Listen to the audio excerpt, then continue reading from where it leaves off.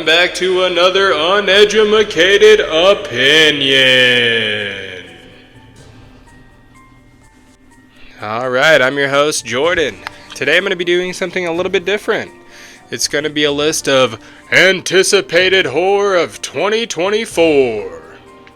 So I wrote a couple articles of upcoming horror movies, and I compiled a list of 5 movies, plus an honorable mention. And at the beginning of the list, starting at number 5, we have Baghead.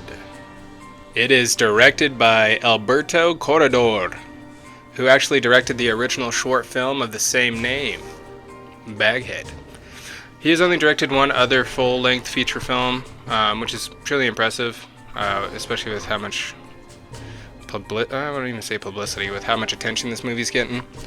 It was originally suggested to me by my brother, the Dingo Shagnasty.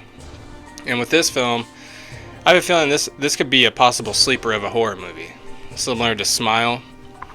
But it's about a young woman who inherits a property with what seems like a witch stowed away in the basement. Much to their surprise, the Baghead being itself has the ability to help people contact their deceased loved ones, each of them soon realizing that it does come with consequences. Now, I feel that the trailer did give too much away. Hopefully I'm wrong, but this will definitely be on my watch list either way.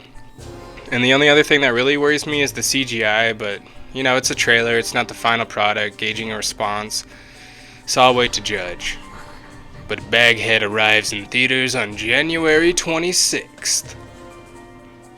I know this might catch me some heat, but I always love a wild card, and at number 4 is The Watchers. So this will actually be the directorial debut of Ishana Shyamalan, the daughter of M. Night Shyamalan. Ooh, one take. And where I'll catch heat is, I love M. Night Shyamalan.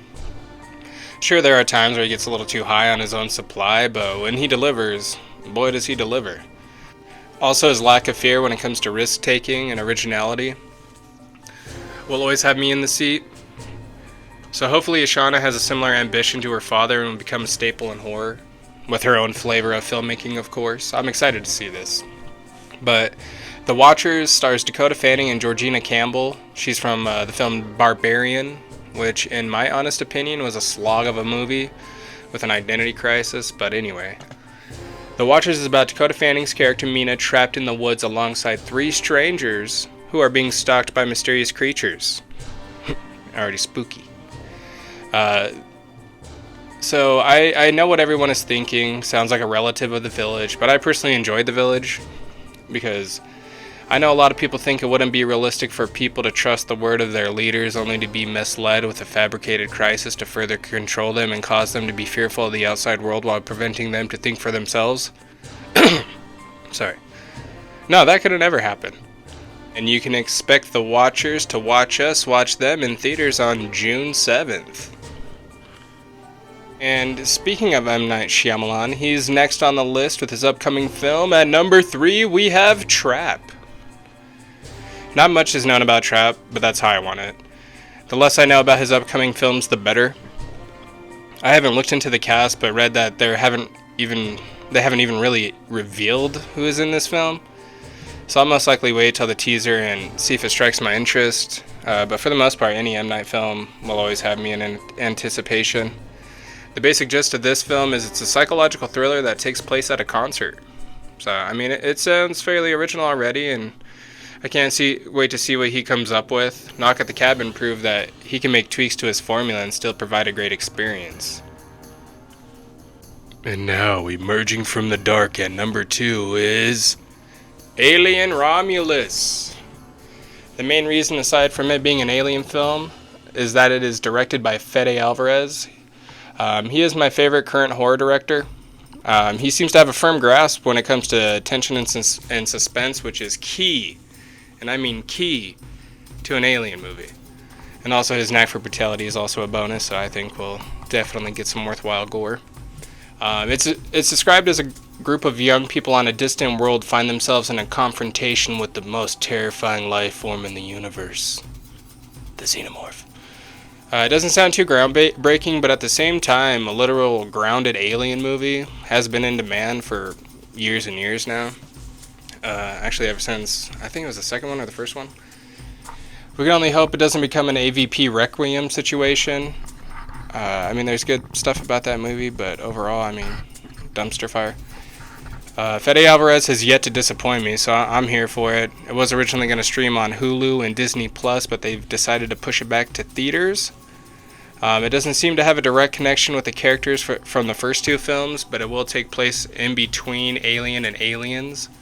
So they definitely have a big order to fill here, because if they make it to where it actually, you can watch it with those other ones, not as far as continuity-wise, but just a part of the universe. I think if they could pull that off, it'll be a tremendous feat, and fans will continue to want more. Prometheus and Covenant kind of drag down the ship, but I think the sky's the limit at this point. But you can expect Alien Romulus to burst from the theaters on August 14th. Alright, and number one on the most anticipated, uneducated list of horror films is none other than Robert Eggers' Nosferatu. That is right, ladies and gentlemen. And now, I'm not an expert on Dracula or Nosferatu, but I know enough to be excited for this film. Also, how Robert Eggers constructs a film, I completely expect to be engrossed with a morbid curiosity, just like all his other films, of course. And another is the fact that Robert Eggers has stated that Bill Skarsgård has lost a tremendous amount of weight and has been training to lower his voice.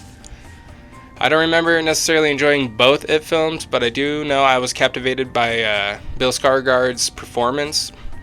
And with this being a Robert Eggers film, I have a feeling Pennywise will seem like a Saturday morning cartoon in comparison, just with the way that Robert Eggers has a hand with horror. He can make you afraid of a goat. So I think this will definitely be a performance to remember from Bill Skarsgård. It's described as a gothic tale of obsession, and it's also reassured by Robert Eggers stating that it's a scary film. So first and foremost, it looks like they're trying to terrify the audience, which, I mean, what horror fan couldn't be excited for that? And like I said, Robert Eggers just has a way with horror that hasn't really been seen in quite some time.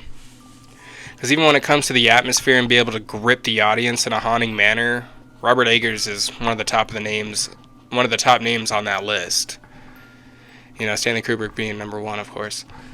So Nosferatu will find its way into our hearts in theaters on December 25th. And now for our honorable mention. It is Return to Silent Hill, directed by Christoph Gans. Strange enough, this and Baghead both star Jimmy Irvine, I think is his name. Not that I'm extremely aware of who he is, but here's to hoping that he can deliver the goods, because being in 2 different movies on my list, got a lot riding on you, buddy. But I'm not knowledgeable at all when it comes to Silent Hill. It has always had my interest, though. I just haven't had the courage to play the video games. I'll have to find that courage sometime just so I can understand the lore and be able to tell whether this is a good film or not. But you guys could always tell me down below if you are a Silent Hill fan.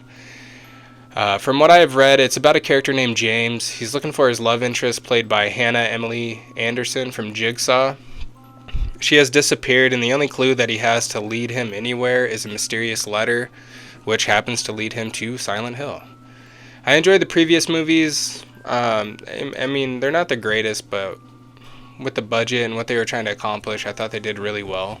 And like I said, I'm not an expert on Silent Hill, so I don't know if they were true to the lore of the game, but I thoroughly enjoyed them as horror movies. But it does sound like this may be a refresh of the series, even though Christoph did direct the first film. Either way, I'm extremely excited. Silent Hill just seems to have a different flavor of horror that nobody can really duplicate. But Return to Silent Hill arrives in theaters on April 26th. And thank you guys for watching, tuning in, liking, all that good stuff. Don't feel like you have to, but I do appreciate it. And you guys have a great day, night, whatever time it is, or wherever you are. And remember, stay spooky.